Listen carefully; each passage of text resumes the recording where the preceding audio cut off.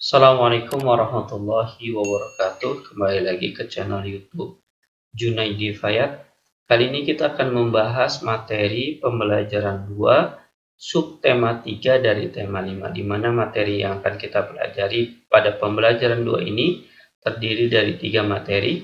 Yang pertama adalah membuat pertanyaan teks non-fiksi. Seperti ini pertanyaan-pertanyaannya.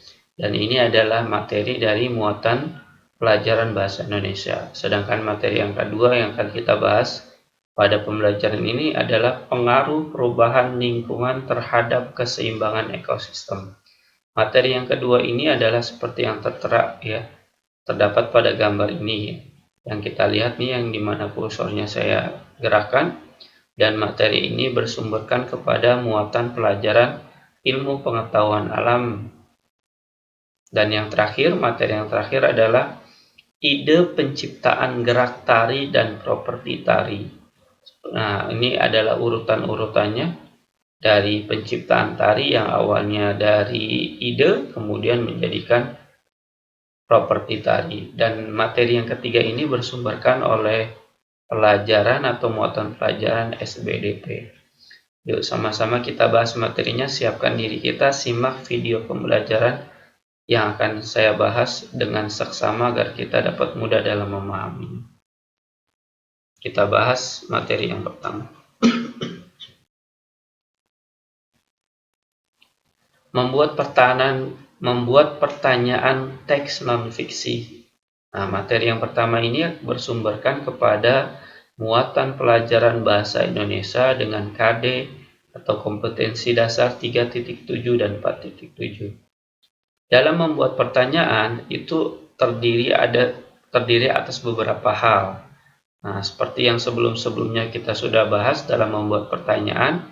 Nah, dalam membuat pertanyaan itu terkenal dengan istilah 5W plus H. Kalau dalam istilah bahasa Inggrisnya, 5W plus H itu adalah what, why, where, when, who, and how.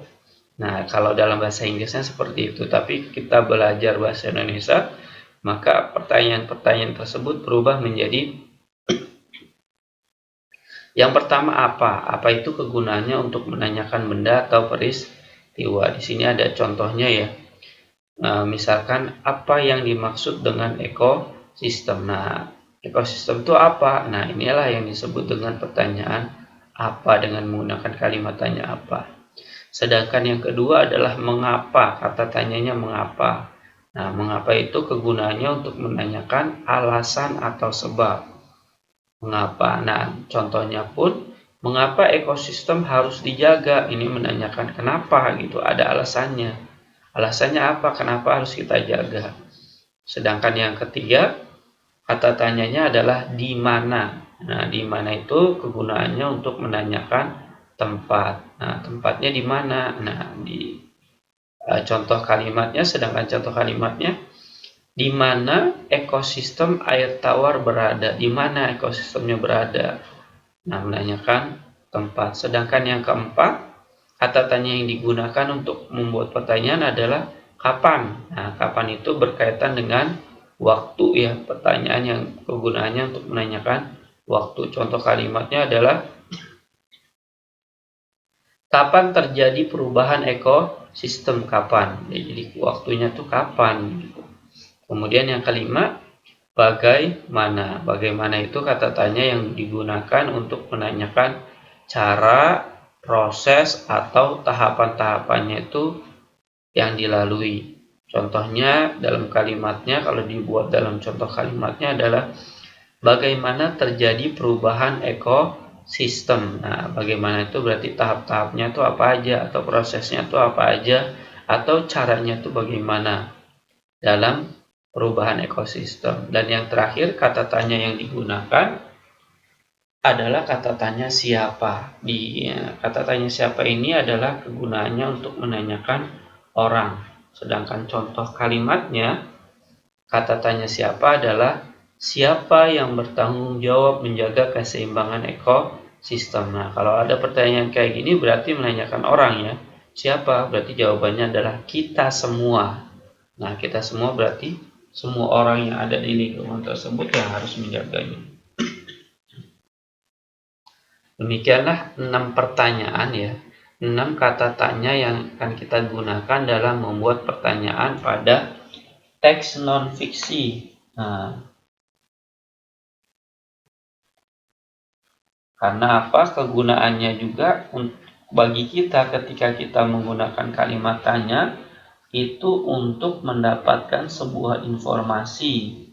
Nah, sebuah informasi pada teks non-fiksi selain kita membacanya dengan cara seksama dalam menemukan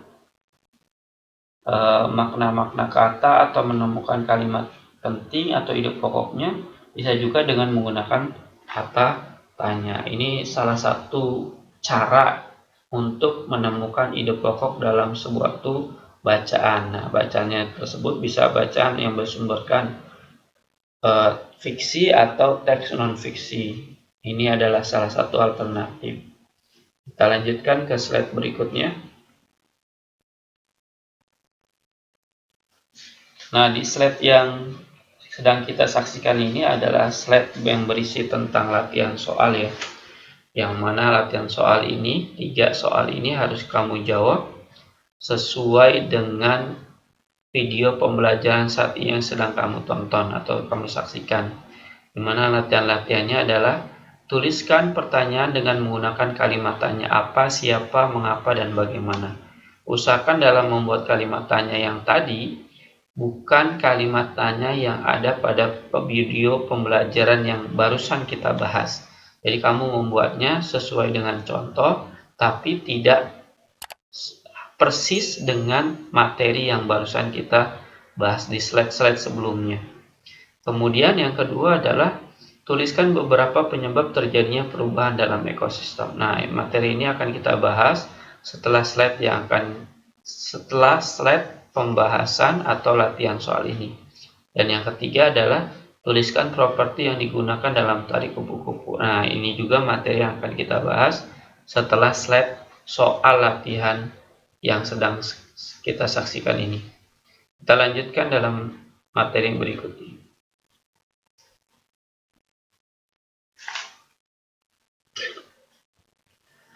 Materi yang kedua adalah pengaruh perubahan lingkungan terhadap ekosistem, dan materi ini adalah materi yang bersumberkan atau berasal dari muatan pelajaran ilmu pengetahuan alam dengan KD kompetensi dasar 3.5 dan 4.5, di mana ternyata ada pengaruh perubahan lingkungan terhadap ekosistem. Nah, di sini ada ekosistem ya, ada rantai makanan atau jaring-jaring makanan. Kalau rantai makanan kan bersumbernya cuma satu cabang, satu garis ya, satu garis.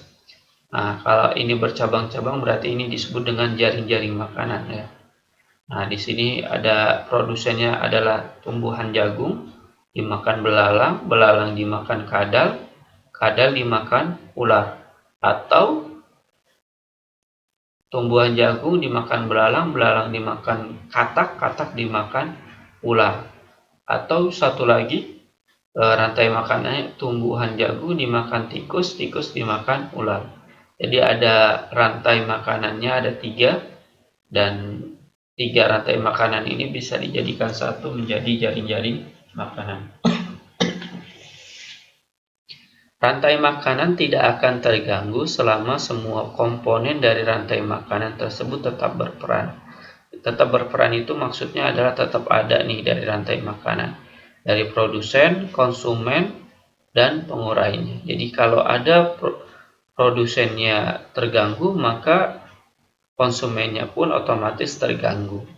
Jika salah satu dari komponen rantai makanan tidak ada, maka komponen rantai makanan lainnya akan terganggu. Contohnya apa? Nah, contohnya adalah katak nih. Kalau kataknya itu banyak diburu oleh manusia, diambil, diolah oleh manusia, nah maka keberadaan nanti ular itu akan terganggu karena sumber makanannya tidak ada atau hilang ya. Karena katak bisa dijadikan obat oleh sebagian orang, atau bisa dijadikan sebagai bahan makanan. Nah, disinilah katak fungsinya. Jadi kalau kataknya hilang, banyak diburu oleh manusia sehingga hilang dari permukaannya, maka komponen yang konsumen ketiga ini, kalau urutannya dari jagung, belalang, kemudian katak dan ular, nah yang terganggu adalah ularnya terganggu, sedangkan belalang dengan posisi konsumen satunya akan bertambah banyak. Karena si pemakannya konsumen satu ini, katak akan tidak ada. Karena dia tidak ada, maka belalang banyak dan ular akan sedikit kondisinya. Disinilah terganggu dalam ekosistem jaring-jaring makanan atau rantai makanannya. Kita lanjutkan ke slide berikutnya.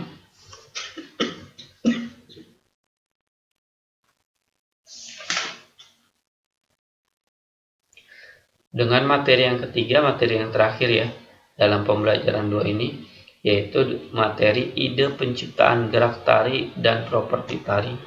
Nah, materi ini adalah materi yang bersumberkan dari muatan pelajaran SBDP dengan KD 3.3 dan 4.3, di mana materinya adalah ide penciptaan gerak. Nah, penciptaan gerak, nah kalau di sini kita saksikan bersama, penciptaan gerak berasal dari berbagai pengamatan.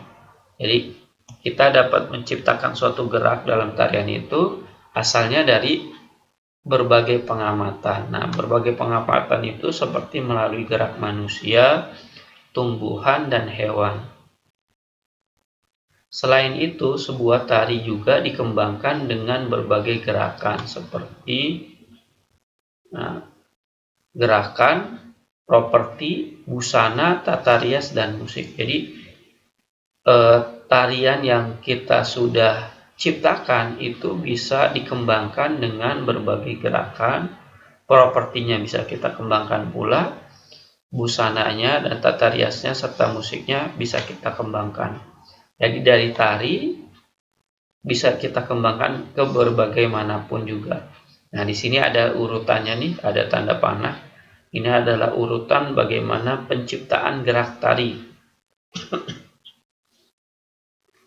Pertama, di sini urutannya adalah penciptaan gerak dalam seni tari diawali dengan menentukan ide atau gagasan. Selain dengan pengamatan gerakannya diciptakan, bisa juga diciptakan dengan menentukan ide atau gagasan. Nah, ide atau gagasan ini bisa jadi disumberkan dari pengamatan yang kita lakukan. Jadi bisa dari pengamatan awalnya kemudian muncullah ide, atau dari awalnya juga bisa jadi dari ide kemudian muncullah penciptaan tari. Nah, itu tergantung orangnya masing-masing. Kemudian dari ide yang kita awali dalam menciptakan gerak tari berlanjut ke sumber ide gerakan tari, biasanya diperoleh melalui pengamatan. Jadi ide yang diawali itu bisa jadi disumberkan dari awalnya dengan melalui pengamatan, seperti yang tadi saya sudah utarakan ya. Jadi ide itu bisa diawali dari pengamatan atau muncul dari pikiran kita yang sedang fokus menentukan gerakan tari. Jadi ada bersumber dari pengamatan atau bisa jadi dari emang benar-benar ide kita memikirkan gerakannya. Kemudian dari tersebut, dari dua ini, dari pengamatan ini, selanjutnya ide tersebut dikembangkan dalam bentuk gerakan dan dilengkapi dengan properti tadi. Nah, setelah idenya jadi, tinggal kita kembangkan gerakannya dengan melalui gerakan ya, gerakan tarinya, dan dilengkapi dengan properti, busana, tata rias, dan musik. Ini adalah urutan rangkaian dalam penciptaan tari.